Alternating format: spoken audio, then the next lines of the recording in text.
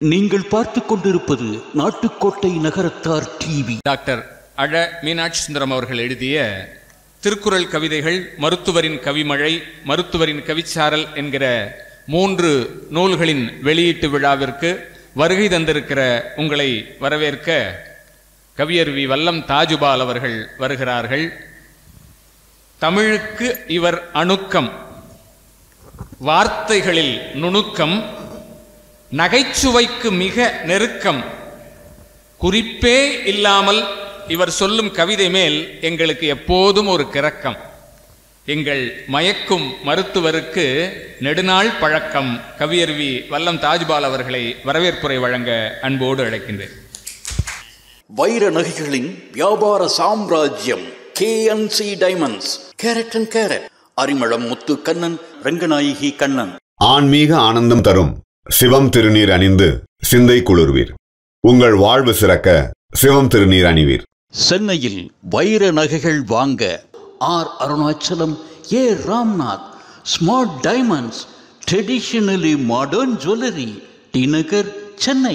ஆன்மீக சுற்றுலா அல்லது இன்ப சுற்றுலா செல்ல வேண்டுமா? தொடர்பு கொள்ளுங்கள். Shri Murugan travel agency, number 10, வடக்கு ஆவணி மூலவீதி, மதுரை. அற்புதமான விழா. எதிரில் பார்க்கும்போது மிகப்பெரிய அறிஞர் பெருமக்கள்லாம் உட்காந்துருக்கீங்க. டாக்டர் மோகன்தாஸ் உட்பட எல்லா பெரிய பெரிய திருநாவுக்கரசு, இந்துமணின்னு பெரிய அறிஞர்கள்லாம் எதிரில் உட்காந்துருக்கீங்க. எப்போதுமே தராசில் கனமான தட்டு கீழே இருக்கும். அந்த மாதிரி அறிவிலும் ஆற்றலிலும் எடை கூடியவர்கள்லாம் கீழே அமர்ந்திருக்கிறீர்கள். இந்த பொன்னியின் செல்வன் படத்தில் அந்த அரண்மனையில் கருவூலங்களை, கஜானாக்களை அடிக்கடி காட்டுவாங்க. இளவரசிகளின், மகாராணிகளின் நகைகள், அணிகலன்கள்லாம் அந்த கருவூலத்தில் நிரம்பி வழியும்.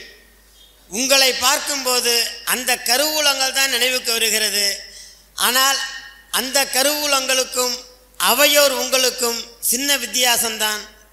அந்த கருவூலங்கள் ஆபரண கருவூலங்கள், அவையோர் நீங்களோ அறிவு கருவூலங்கள். இங்கே அற்புதமான நூல் வெளியீடு. நம்ம மயக்கும் மருத்துவராக இருந்து பல மருத்துவக் கல்லூரிகளிலே முதல்வராக இருந்து மருத்துவ கல்வி இயக்குனர் அளவுக்கு உச்சந்தொட்ட நம்முடைய மருத்துவர் ஐயா அவர்களின் நிறைய நூல்கள் இதுவரைக்கும் வெளியே வந்திருக்கு. மயக்கும் மருத்துவரின் மயக்கும் கவிதைகள், அப்புறம் ஆண்டாளின் திருப்பாவை எளிய வசன கவிதையில், எளிய கவிதை நடையில் உரை, அது மாதிரி மாணிக்க வாசகரின் திருவம்பாவைக்கு கவிதை நடையில் உரை, ஏற்கனவே திருக்குறளுக்கு காமத்துப்பாலுக்கும் பொருட்பாலுக்கும் உரை எழுதியிருக்கிறாரு. இப்போ 3 தொகுத்து முப்பாலுக்கும் உரையாக நூல் வெளியிடப்பட இருக்கின்றது. அதே மாதிரி அவருடைய கவிதை தொகுதி மருத்துவரின் கவிச்சாரல், மருத்துவரின் கவி மழை என்றெல்லாம் இன்றைக்கு அதெல்லாம் நூல். அந்த நூல்களெல்லாம் இன்று வெளியிடப்பட இருக்கின்ற நூல்களும் சரி, அவர் வெளியிட்டுள்ள நூல்களும் சரி, அட்டையிடப்பட்ட அமுதம், பக்கம் பக்கமாய் உள்ள பழமுதிர்ச்சோலை இல்லையா? நாம் வரம் பெறுவதற்காக மருத்துவர் செய்த தவம், இன்றைக்கு புத்தகங்களாக இன்றைக்கு வெளியிடப்பட இருக்கின்றன. நிறைய விருது வாங்கியவர். அரசின் தமிழ்ச்செம்மல் விருது, அப்புறம் அரசின் சிறந்த மருத்துவர் விருது, இந்த மாதிரி எம்ஜிஆர் மருத்துவ பல்கலைக்கழகத்தின் சிறந்த ஆசிரியர் விருது, அப்புறம் ஔவை விருது, சுரதா விருது, பாவேந்தர் விருது, கண்ணதாசன் கவிக்குயில் விருது, கண்ணதாசன் புகழ் காவலர் விருது, மருத்துவ மாமணி விருது, 21ஆம் நூற்றாண்டின் கவிதைகளுக்கான விருது. இந்த விருதுகள்லாம் பட்டியலிட்டால் அது மயில் தோகை போல விரிவாக இருக்கும். அனுமார் வாளை போல நீளமாக இருக்குதா சொல்லணும். இருந்தாலும் மயில் தொகையை விட பெரியதாக இருக்கக்கூடிய அவ்வளவு விருதுகள் பெற்றவர். நல்ல பண்பாளர், எப்போதும் சிரித்த முகத்தோடு, விருந்தோம்பலில் ரொம்ப சிறப்பு மிக்கவர். அவருடைய 3 நூல்கள் இன்றைக்கு வெளியிடப்பட இருக்கின்றன. அதை வெளியிடுபவரும் ஒரு சுந்தரத்துக்கு இன்னொரு சுந்தரம் கிடைச்சிருக்காரு இன்றைக்கி. பொற்கிளி கவிஞர். அதாவது அவர் பேச்சை கேளுங்க.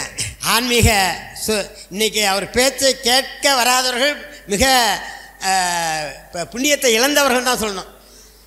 நீங்கள் இப்போ வந்ததுக்கும் இந்த கூட்டம் முடிந்து போவதற்கும் மிகப்பெரிய வித்தியாசத்தை உணர்வீர்கள்.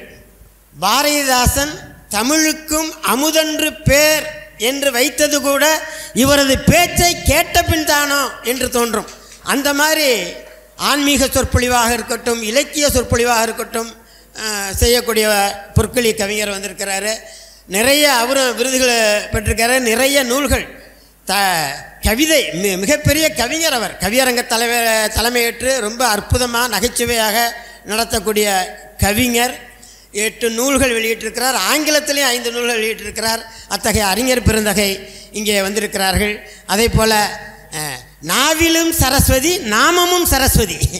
இவங்களுக்கு தன் நாக்கிலே உள்ள சரஸ்வதியை தன் பெயராக கொண்டுள்ள ராமநாதன் பள்ளப்பட்டி சீதாலட்சுமி ஆட்சி மகளிர் கல்லூரியிலே பணியாற்றி நிறைவு பெற்றவர். தமிழகம் அறிந்த பேச்சாளர். சென்னை கண்ணதாசன் மன்ற கழகத்தின் தலைவராக இருக்கிறார்.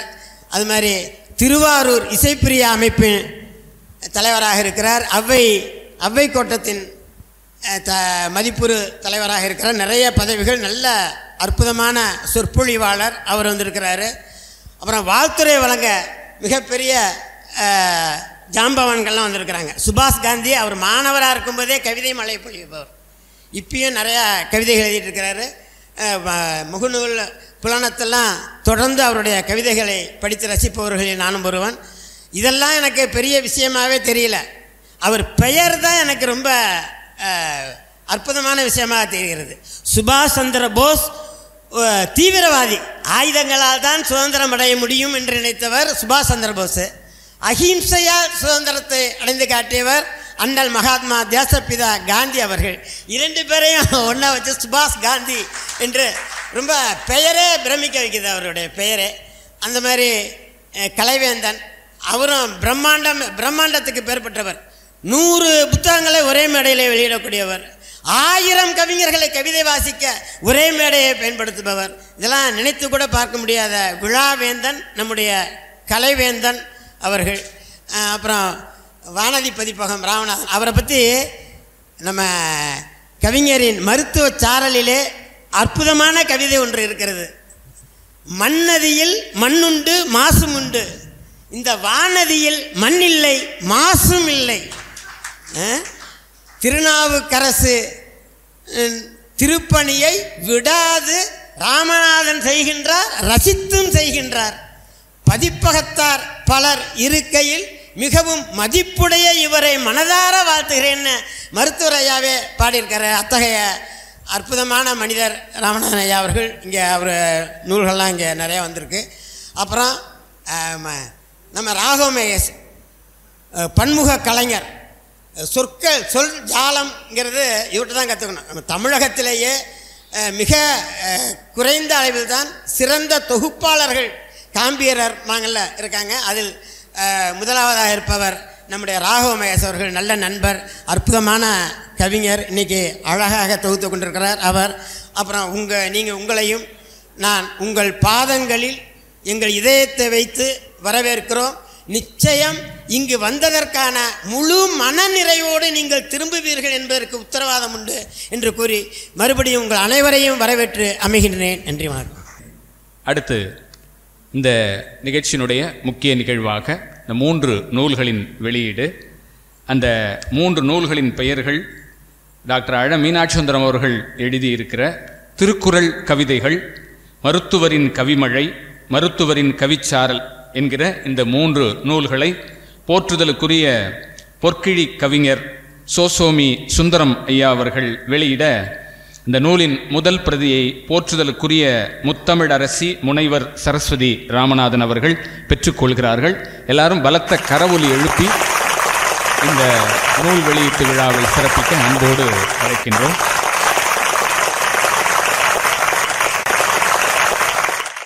நம்முடைய போற்றுதலுக்குரிய மேயர் அவர்களுக்கு வழங்குகிறார்கள். கைப்பற்றலாம். மருத்துவர் ஏற்கனவே அழைப்பதில் தெரிவித்திருக்கிறபடி நூல் ஆடைகள் அவருக்கு அணிவிப்பதை தவிர்த்து நூல்களை வாங்கி பயன்பெறுமாறு உங்களை எல்லாம் அன்புடன் கேட்டுக்கொள்கிறோம்.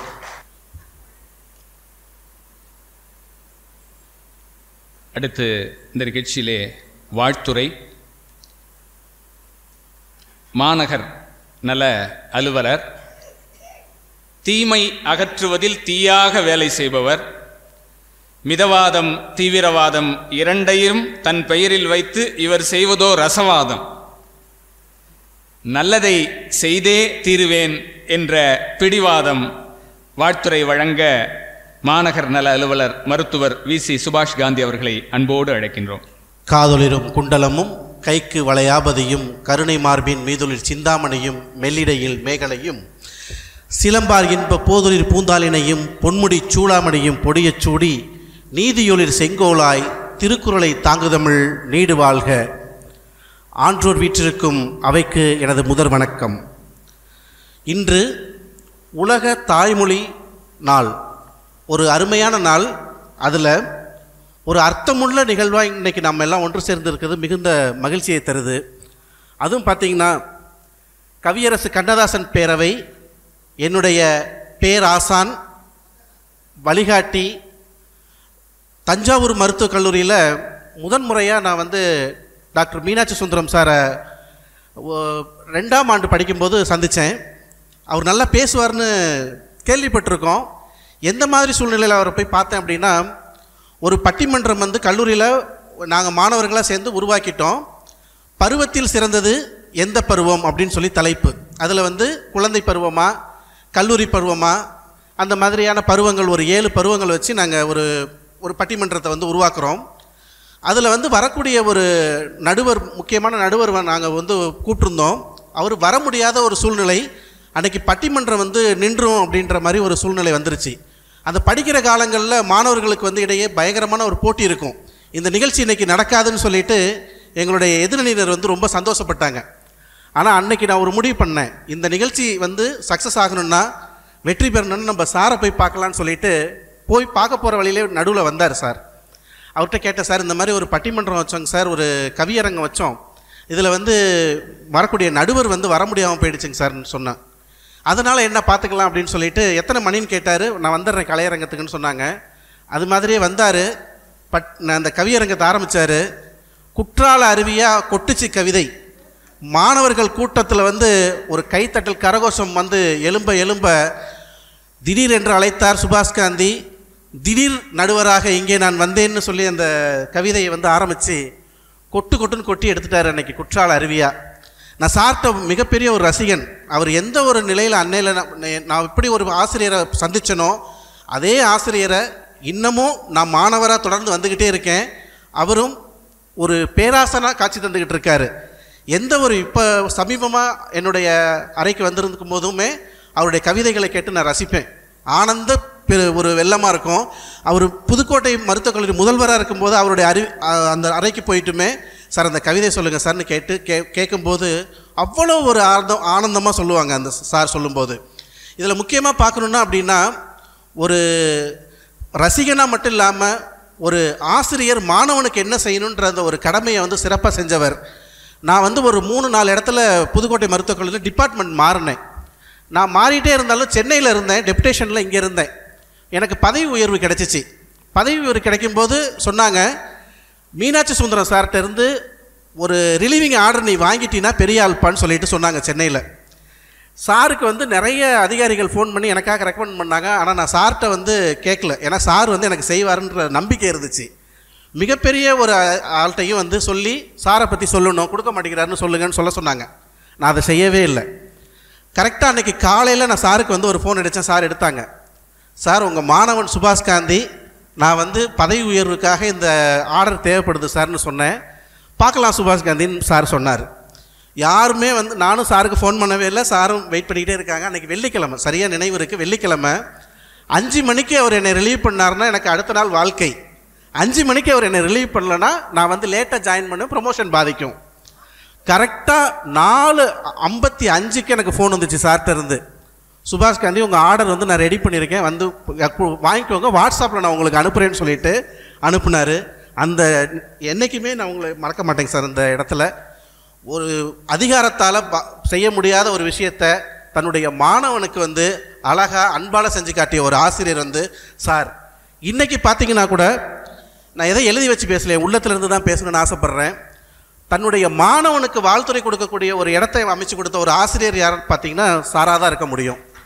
அவருக்கு தெரிஞ்ச ஜாம்பவான்கள், இலக்கிய ஜாம்பவான்கள் எவ்வளவோ பேர் தெரியலாம். ஆனால் ஒரு குற்றால அருவியாக கவிதையை கொட்டக்கூடிய ஒரு ஆசிரியர் அதனுடைய சாரலாக இருக்கக்கூடிய என்னையை வந்து இங்கே முன்னிறுத்தி பேச வச்சிருக்கிறது என்னுடைய வாழ்க்கையில் மட்டுமல்ல, என்னுடைய வரலாற்றில் மிக முக்கியமான நாளாக இன்றைக்கி நான் பார்க்குறேன். அதுக்கு மிக்க நன்றியை தெரிவிச்சுக்கிறேங்க சார். அது மட்டும் இல்லாமல் இந்த அரங்கம் வந்து ஒரு ஒரு எனக்கு ரொம்ப பிடிச்ச விஷயமா இங்கே இருக்குது. எப்படி அப்படின்னா, அம்மா அவர்கள் வந்து எங்களுடைய கல்லூரிக்கு வந்திருந்தாங்க, தஞ்சை மருத்துவக் கல்லூரிக்கு. அந்த காலகட்டங்களில் 1998, 99, 2000களில் ஆங்கிலம் மட்டுமே மிகப்பெரிய ஒரு மொழியாக பார்க்கப்பட்டது தஞ்சை மருத்துவக் கல்லூரியில். என்றாவது நிகழ்ச்சிக்கு பேர் வைப்பாங்க, சைராஸ்கோரோ, எதுவுமே புரியாது யாருக்குமே. அப்போ நாங்கள் உருவாக்கணும் சிறகுகள் அப்படின்னு சொல்லி தமிழ் பேர் வச்சோம். அம்மையாரை வந்து பொதிகைன்ற முத்தமிழ் விழாவுக்கு அழைச்சிருந்தோம். இன்னும் ஞாபகம் இருக்குன்னு நினைக்கிறேன். ஏன்னா மருத்துவக் கல்லூரியில் வாழை தோரணங்களும் வண்ண தோரணங்களும் கட்டி தப்பாட்டம், ஒயிலாட்டம், கரகாட்டம் சொல்லி வச்சு ஒரு திருவிழாவாக கொண்டாடினோம். அதனுடைய முதன்மை விருந்தினர் நம்முடைய அம்மா அவர்கள். அவருடைய அந்த 1 மணி நேர பேச்சு அந்த மாணவர்களிடத்தில் கொண்டு போய் சேர்த்த அந்த எழுச்சி இன்னுமே நினச்சி பார்க்க முடியுது. அம்மாவுக்கும் ஞாபகம் இருக்குன்னு நினைக்கிறேன். அது மாதிரி பொற்கிளி கவிஞர் இன்றைக்கி வந்திருக்காங்க. அவருடைய உரையை கேட்க நான் இன்றைக்கி ரொம்ப ஆசைப்பட்டிருக்கேன். தஞ்சை தாஜ்பால் சார் அவர்கள், வல்லம் தாஜ்பால் சாருக்கு எனக்கு எப்படி அறிமுகம்னா, விசுவினுடைய அரட்டை அரங்கம். அந்த காலகட்டங்களில் 2000 வந்து விசுவினுடைய அரட்டை அரங்கத்தில் பேசுகிறது வந்து மிகப்பெரிய ஒரு விஷயமாக தமிழ்நாட்டில் பார்க்கப்பட்டது. சரியாக வந்து ஒரு 32 பேர் வந்து விசுகிட்ட செலக்ட் ஆகுவாங்கன்னு சொல்லியிருந்தாங்க. சாருடைய உரையை கேட்கும் போது எனக்கு நல்லாவே தெரிஞ்சிச்சு அவர் ஃபஸ்ட்லேயே செலக்ட் ஆயிடுவாருன்னு சொல்லிட்டு. நான் போய் உட்காந்துருந்து பார்த்தோம். விசு ஐயா வந்து கடைசியாக தேர்ந்தெடுத்தாங்க. அதில் குறிப்பாக வந்து அவருடைய பேச்சு, எப்படி ஒரு பேச்சு நகைச்சுவையாக இருக்கணும், எப்படி ஒரு பேச்சு ஆழ்ந்து கருத்தை கொண்டு இருக்கணுன்றத அன்னைக்கு நான் பார்த்தோம். அந்த பழக்கம் 2000 தொடங்கின பழக்கம் இன்னமும் நீடிக்குது. இன்னமும் என்னை ஞாபகம் வச்சுருக்கார் சாருன்றது எனக்கு மிகுந்த மகிழ்ச்சியை தருது. பன்முக கவிஞர் ராகவ் மகேஷ் அவர்கள், அவரும் தஞ்சை மருத்துவக் கல்லூரியில் படிக்கிற காலங்கள்லேருந்து பழக்கம். இன்னமும் எப்படி ஒரு 24 ஆண்டுகள் நாங்கள் பயணப்படுறோம்னா அதுக்கு மிக முக்கிய காரணம் தமிழும், தமிழ் மொழியும், கவிதையும், இசையும் நினைக்கும் பொழுது அதற்கு வந்து நன்றி கடன் பட்டிருக்கோம். மேலும் இந்த நூல் வெளியீட்டு விழாவில் முக்கியமாக நம்முடைய சார் 3 நூல்கள் வெளியிட்டிருக்காங்க. அப்போ நான் சார்கிட்ட கேட்டேன், சார் இந்த நிகழ்ச்சியில் நான் என்ன சார் அப்படின்னு சொல்லிட்டு கேட்டேன். அப்போ சார் சொன்னது என்னன்னா, திறந்த வெளியில் மலம் கழிக்கிறத வந்து குறிப்பாக ஒரு நாட்டுப்புற பாடலாக சார் வந்து எழுதியிருக்காங்க, அதை பற்றி பேசணும்னு சொன்னாங்க. ஒரு 3-4 கவிதைகளும் அனுப்பியிருந்தாங்க. நான் இந்த கவிதைகளை பார்க்கும்பொழுது வேலைப்பொழுக்கு இடையில படித்து பார்த்தேன். அதே ஒரு குற்றால அருவியில் வாசிக்கிற மாதிரியாக இருந்துச்சு.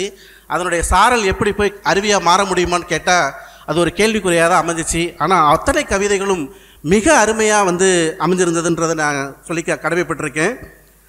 இதில் பார்த்தீங்கன்னா அவருடைய கடந்து வந்த பாதையை வந்து மிக அழகாக ஒரு மருத்துவராக நான் அவரை பார்க்கும் பொழுது ஒரு சக மருத்துவருடைய அந்த பயணம் எப்படி அமைஞ்சிருக்குன்றத ஒரு அழகாக சொல்லியிருக்காரு.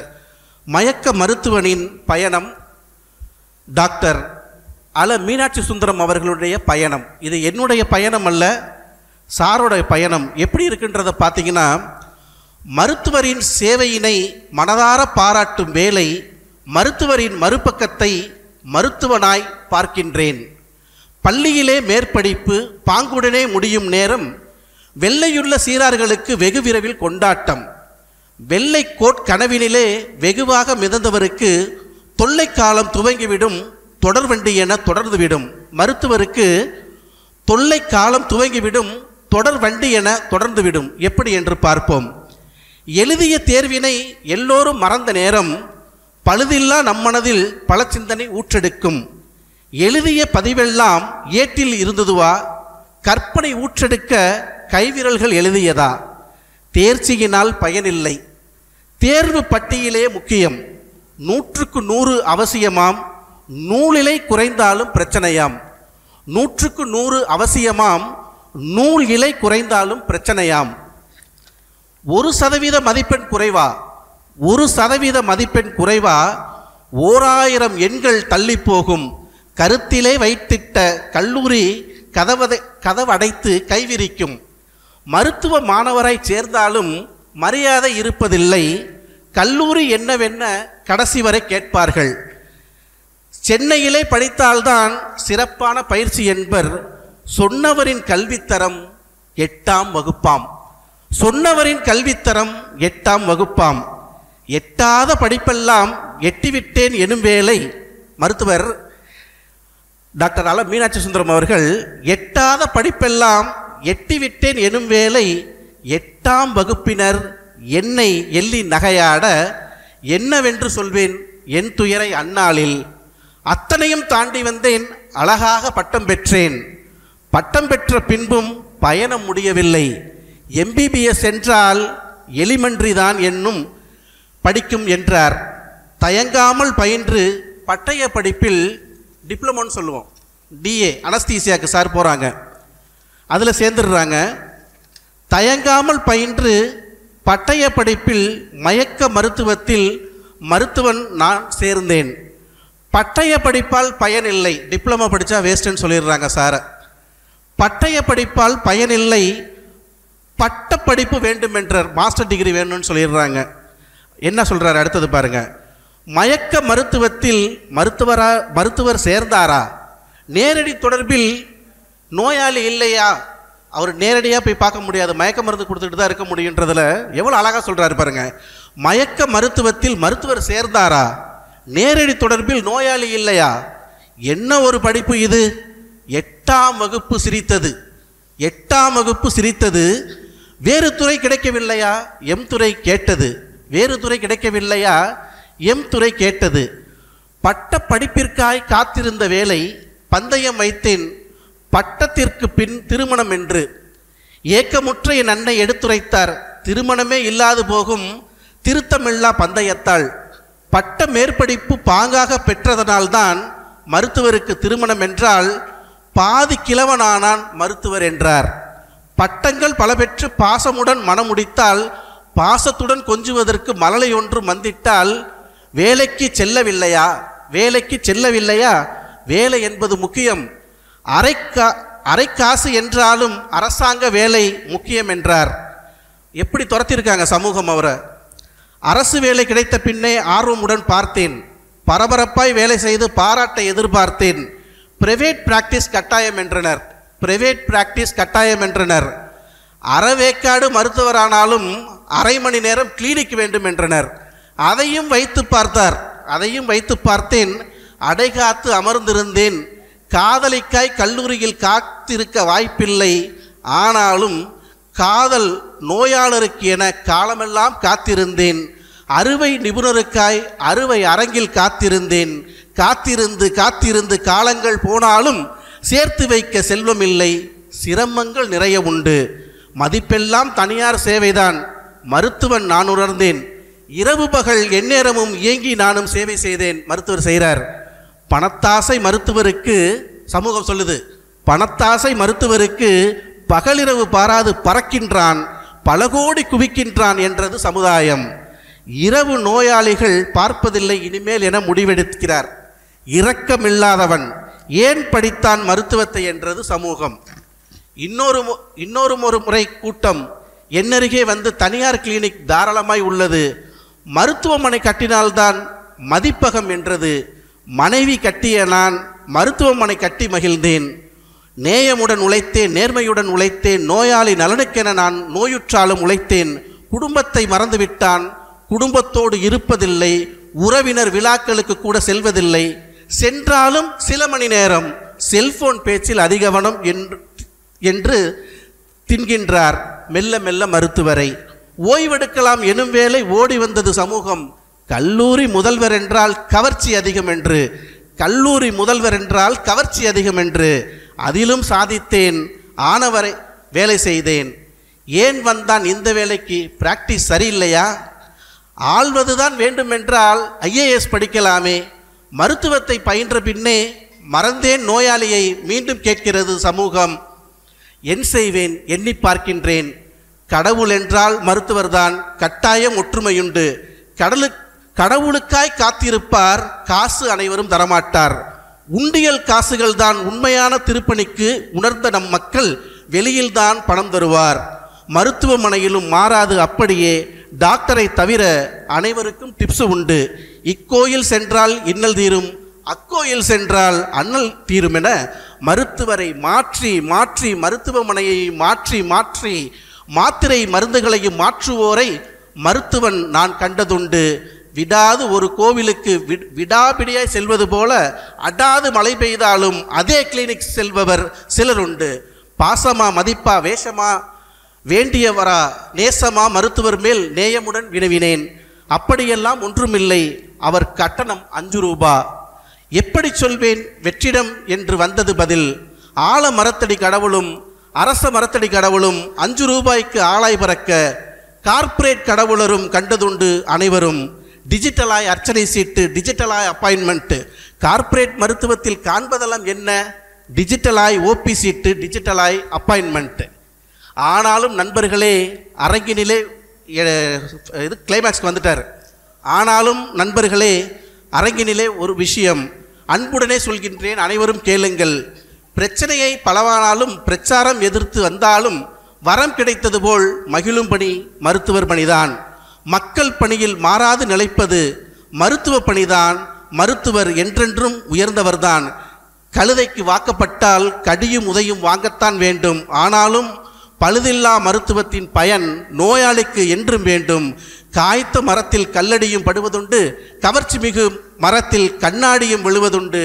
பாய்கின்றார் மருத்துவர் மேல் என்றால் பாசம் அதிகம் நம்மேல் என்றெல்லாம் ஏமாளியாய் வாழ்ந்திருந்த மருத்துவர் விழித்துவிட்டால் இந்நாளில் இயன்றவரை நோயாளியை விரட்டியடிக்காத குறையாய் பரிந்துரை செய்கின்றார் பக்கத்து மருத்துவமனைக்கு.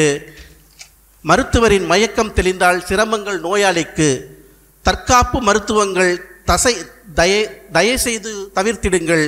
இன்னலுற்ற நோயாளியுடன் இயன்றவரை பேசிடுங்கள். எரிச்சலுட்டும் உறவினருக்கு எடுத்துரைப்பு விளக்கங்கள். வரும் காலம் வசந்தமாக வழிகாணுங்கள். இக்காலம் அருமையான இச்சங்கத்தால் அடித்தளம் அமைத்தால் பொற்காலம் அப்படின்றது இந்த கவிதை முடியுது. இதை நான் படித்து ஒரு 5 தடவை படிச்சிருப்பேன்.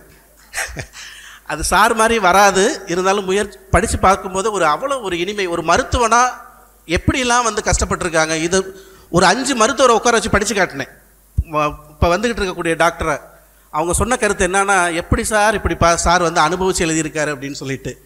ஸோ மற்றவங்களுக்கு நான் வாய்ப்பு கொடுத்து இந்த ஒரு கவிதையை என்னுடைய முத்தாய்ப்பு கவிதையாக வைத்து தமிழ் துறையிலும் கவித்துறையிலும் முத்திரை பதிக்கும் என்னுடைய ஆசானை மீண்டும் ஒரு முறை வணங்கி வாய்ப்புக்கு நன்றி கூறி விடைபெறுகின்றேன். நன்றி, வணக்கம்.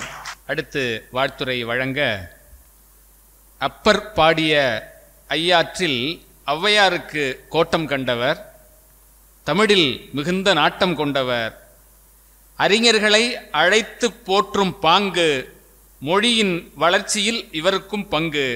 நம்முடைய போற்றுதலுக்குரிய முனைவர் மு. கலைவேந்தன் அவர்களை வாழ்த்துரை வழங்க அன்போடு அழைக்கின்றோம். வாழ்க நிரந்தரம், வாழ்க தமிழ்மொழி வாழிய வாழியவே, வானம் அளந்து அது அனைத்தும் அளந்தும் வன்மொழி வாழியவே, ஏழ்கடல் வைப்பினில் தன்மனம் வீசி இசை கொண்டு வாழியவே, எங்கள் தமிழ்மொழி எங்கள் தமிழ்மொழி என்றென்றும் வாழியவே. இந்த நிகழ்ச்சியிலே பங்கெடுத்து கொண்டிருக்கக்கூடிய அத்தனை அன்பர்களுக்கும் அறிஞர்களுக்கும் வரவேற்புரை, நன்றியுரை, நிகழ்ச்சி தொகுப்பு வழங்கி கொண்டிருக்க அத்தனை பேருக்கும் என்னுடைய பணிவான வணக்கங்கள், வாழ்த்துக்கள். இன்றைக்கு ஒரு நல்ல நாள், உலகத் தாய்மொழி நாள். இந்த விழா நடப்பதற்கு காரணமே உலகத் தாய்மொழி நாளில் நடத்தப்பட வேண்டும் என்பது கவிஞருடைய கனவு. அதை செய்திருக்கிறார்கள் மிகச் சிறப்பான முறையில். அதுவும் கண்ணதாசன் பேரவையிலே சார்பில் நடத்தி கொண்டிருக்கிற ஒரு விழா. பாரதி சொல்லுவான், பிற நாட்டு நல்லறிஞர் சாஸ்திரங்கள் தமிழ்மொழியில் பெயர்த்தல் வேண்டும், இரவாத புகழுடைய புதுநூல்கள் தமிழ்மொழியில் ஏற்றல் வேண்டும், மறைவாக பழங்கதைகள் சொல்வதிலோர் மையமே இல்லை, திறமான புலமையினை அதை வெளிநாட்டார் வணக்கம் செய்தல் வேண்டும். திருக்குறள் கவிதைகள். அடுத்த நிலையில் மருத்துவரின் கவிமலை. கவிஞர் என்றால் உள்ளத்து உள்ளது கவிதை, இன்ப உருவெடுப்பது கவிதை, தெல்ல தெளிந்த தமிழ் தெரிந்துரைப்பது கவிதை. அப்படியே உள்ளத்தில் நம்முடைய மருத்துவர் ஐயா அப்போ குறிப்பிட்டது போல், சுபாஷ் காந்தி குறிப்பிட்டது போல உள்ளத்தில் உள்ள கருத்துக்களை எல்லாம் மிக கவிமலையாக தந்திருக்கிறார். அதுதான் கவிதை மலை. மலை மட்டும் சாரலாகவும் தந்திருக்கிறார். அதுதான் மருத்துவருடைய கவிதைச்சாரல். ஆக பாரதி கண்ட கனவினை இங்கே நூல் வடிவமாக தந்திருக்கிறார். அவருக்கு நம்முடைய பாராட்டுக்கள், வாழ்த்துக்கள். அவருடைய கவிதை உள்ளம் வளர வேண்டும், அவருடைய இலக்கியம் உள்ள வளர வேண்டும் என்று திருவையாறு அவ்வை கோட்டத்தின் சார்பில் ஐயா மருத்துவரை நான் மனமாற அவ்வை கோட்டத்தின் சார்பிலே வாழ்த்துகின்றோம். இந்த நூலினை மிகச் சிறப்பாக வெளியிட்டுக் கொண்டிருக்கிறார்கள் வானதி பதிப்பகத்தார். அவருக்கும் ஐயாவோட நூல்னா சரி, அம்மாவோட நூலாக இருந்தாலும் சரி, அதை வெளியிடுவதிலே ஆற்றல் படைத்தவர்கள். அந்த பாரம்பரியம் என்று சொல்வார்களே, அந்த பாரம்பரியத்தில் வந்த காரணத்தில் அருமையான அமைப்புடன் கட்டம். இன்னும் நான் நூல்லாம் படிக்கல, ஐயா தெரியும் மருத்துவர் ஐயாவுக்கு. நூல் அப்புறம் கொடுத்துட்டு அதை படிச்சுட்டு அதிகமாக சொல்லிடுவாங்களோங்கிறதுல ஐயா தரல, வாங்கி படிப்போம். அருமையான கவிதை நூல் என்பதை நம்முடைய மருத்துவர் சுஹாஸ் காந்தி படித்திருந்தாங்க. நம்முடைய சரஸ்வதி அம்மா முழுக்க சொல்லுவாங்க. ஏன்னா ஆய்வுரை சொல்வதில் அவருக்கு நிகர் அவர் தான் முனைவர் சரஸ்வதி ராமன் அவர்கள் சொல்ல இருக்கிறார்கள். ஆதரனாலே மருத்துவர் ஐயா அவர்களுக்கு நம்முடைய வாழ்த்துக்களை தெரிவித்துக் கொள்கின்றோம். இந்த விழா அருமையான விழா என்று சொன்னேன். மயக்கம் தரும் மாலை வேளையிலே மருத்துவர் அழ மீனாட்சிசுந்தரம் நூல் வெளியிட்டு விழா. தமிழுக்கு பெருமை சேர்க்க, தமிழருக்கு புகழ் சேர்க்க, தரணிக்கு அழகு சேர்க்க மருத்துவரால் படைக்கப்பட்ட திருக்குறள் கவிதைகள், மருத்துவரின் கவிதை மலை, மருத்துவரின் கவிதைச்சாரல், 30 நூல்கள் வெளியிட்டு விழா. உள்ளம் கவர்ந்த உறவுகளும் தோள் கொடுக்கும் நல்லவர்களும் இணைந்து நடத்தும் இணையற்ற இலக்கிய பெருவிழா. நகரத்தார் மட்டுமல்ல, தஞ்சை நகரத்தார் பலரும் பங்கேற்கும் பண்பாட்டு விருந்தோம்பல் நல்விழா. உலகம் முழுவதும் தாய்மொழியினாலை கொண்டாடும் இந்நன்னாளில் உள்ளத்தை கொள்ளை கொள்ளும் அருந்தமிழ் பாக்களால் கள்ளமில்லா நெஞ்சத்தோடு கவிதை மலையாகவும் கவிதை சாரலாகவும் பூத்துள்ள புகழ்மிக்க புதுமலர்கள் தமிழன்னைக்கு பெருமை சேர்த்துள்ள மனிதர், மனிதநேயர், மயக்க மருத்துவர், அனைவரையும் அன்பால் அரவணைக்கும் அருந்தமிழ் கவிஞர், புன்னகை மன்னர், பூவிழி கண்ணர், எளிமையின் ஏந்தல், இனிமையின் இதயம், இரவு பகல் பாராது பணியாற்றும் பண்பாட்டு செம்மல், மழை குலைந்தாலும் நிலை குலையாத உள்ளங்கொண்ட மருத்துவர் நூல் இன்றைக்கு வெளியிடப்படுகிறது. அவருக்கு மீண்டும் பாராட்டுக்கள். தொடர்ந்து இந்த நூலை வெளியிடுவதற்காக வந்திருக்கக்கூடிய நம்முடைய கவிஞருக்கு வாழ்த்து. வானதி பதிப்பகத்தார் தந்த வளமிக்க கவிதை நூல்களை வெளியிடும் உலக பெருந்தமிழர், ஊக்கமிகு தமிழ் கவிஞர், உலகமெல்லாம் வளம் வரும் செந்தமிழ் கொண்டல் ஐயா அவர்களை நான் மலேசியாவில் பார்த்தேன். மலேசியாவில் மருத்துவர் ஜெயபாலன் வழியாக இருக்காங்க. அந்த நிகழ்ச்சி ஆண்டுதோறும் ஜனவரி 1 அந்த அருணகிரி விழா அருமையாக நடத்துவாங்க. அந்த விழாவில் ஐயா தான் கதாநாயகர். எல்லா ஆண்டும் போயிட்டே இருப்பாங்க, அருமையாக பேசுவார். அங்கே உள்ள மலேசிய மக்கள் ரொம்ப அருமையாக இருப்பாங்க. அப்படிப்பட்ட உலக பெருந்தமிழர், சொல்மலை பொழியும் சொல்லாக்க கவிஞர் ஐயா சோசோமி. எனக்கு இந்த வார்த்தைகள் எனக்கு ரொம்ப பிடிக்கும். ஏன்னா அந்த எழுத்துக்களில் அந்த சரியான தமிழ் எழுத்துக்கள் சோசோமி, ஊவேசா, மூவா, இது போல் ஒரு சிலரை சொல்ல முடியும். ஏன்னா ஆங்கில முகப்படுத்து போடுகிற இந்த காலகட்டத்தில், ஏன்னா இன்றைக்கு உலகத்தமிழ் தாய்மொழி நாளில் சிந்திக்கிற பொழுது அருமையான தமிழ் சொற்களோடு தன்னுடைய பெயரை சூட்டி கொண்டிருக்கிற ஐயா அவர்களுக்கும் நம்முடைய திருவையாறு அவ்வை கோட்டத்தின் சார்பில் வாழ்த்துக்கள். நிறைவாக இங்கே உரையாற்ற இருக்கக்கூடிய எங்களுடைய அன்புக்குரிய முத்தமிழரசி, மதிப்புக்குரியவர், நூல் படிகளை பெற்றுக்கொண்டு இயலிசை நாடகத் தமிழால் உலகையாளும் முத்தமிழரசி, எங்கள் அவ்வை கோட்டத்தின் மதிப்புயர் தலைவர் செட்டிநாட்டு செண்பகப்பூ, கவியரசாக பாராட்டப்பட்ட செட்டிநாட்டு செண்பகப்பூ, வாடிய பயிரை கண்டபோதெல்லாம் வாடும் உள்ளங்கொண்ட அள்ளி வழங்குவதில் அவள் அவ்வை தாய் தான். உடல் முதுமை அடைந்தாலும் உள்ளத்தால் இளமையோடு வாழும் நாவுக்கரசி, நற்றமிழ் விரலி முனைவர் சரஸ்வதி ராமன் இங்கே வந்து வாழ்த்துறை வழங்கியிருக்கிறார்கள். அவருக்கும் எங்களுடைய திருவையாறு அவ்வை கோட்டத்தின் நெஞ்ச நிறைந்த இதயங்கணிந்த நல்வாழ்த்துக்களை உரித்தாக்கி இன்னும் 1 நிமிடம் இருக்குது. விழாவிற்கு பங்கேற்கும் விருந்தினர்கள், தமிழராய் வாழும் தமிழ் நெஞ்சங்கள், நூல்படிகளை காசு கொடுத்து வாங்கும் தமிழ் புரவலர்கள், மருத்துவரை இதயத்தால் வாழ்த்து வரும் வந்துள்ள மனித புனிதர்கள், பல்வகை பணிகளையும் விடுத்து மருத்துவரின் கவி உள்ளத்தை பாராட்ட வந்துள்ள அத்தனை பேருக்கும் வாழ்த்துக்கள், பாராட்டுக்கள். நன்றி, வணக்கம்.